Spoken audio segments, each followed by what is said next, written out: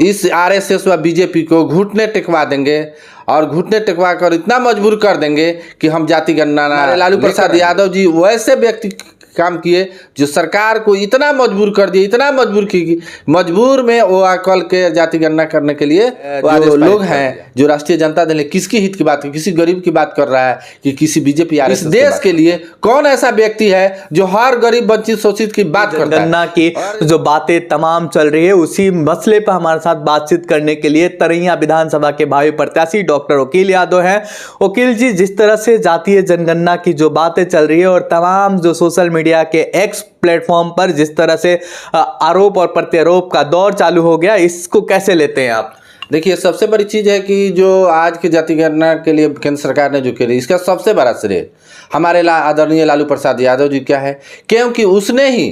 15 में कहा था 27 सितंबर को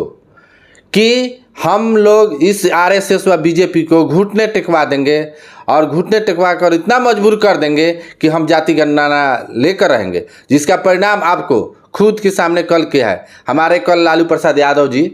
कल ही ट्वीट करके बोले कि हम ऐसे व्यक्ति हैं जो हम सरकार को झुका सकते हैं हर पल, क्योंकि उनकी ही एक महान या समझिए उनकी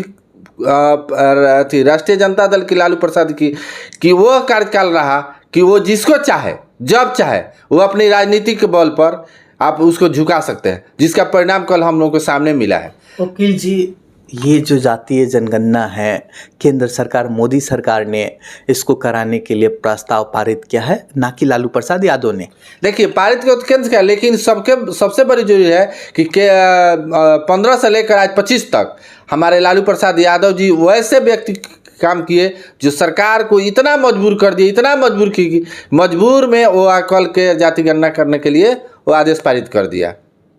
तमाम तरह की बातें चल रही है कि लालू प्रसाद यादव तो बहुत सारी चीज़ें उन्होंने ट्वीट किया कि मैं आरएसएस और बीजेपी के लोगों को घुटना टेक दिया।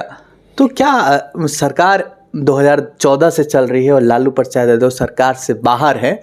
आखिर कैसे घुटना टिकवा लिए? देखिए, जिसका नाम है लालू प्रसाद यादव, जिसको आज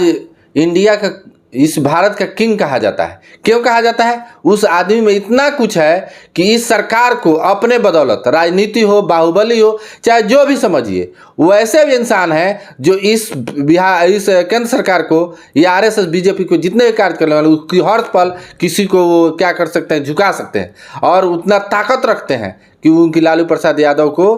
कि किसी भी कार्य करने के लिए उसकी किसी को जरूरत नहीं पड़ती है, वो अपने खुद सक्षम है, जिसका परिणाम आपके सामने कल है।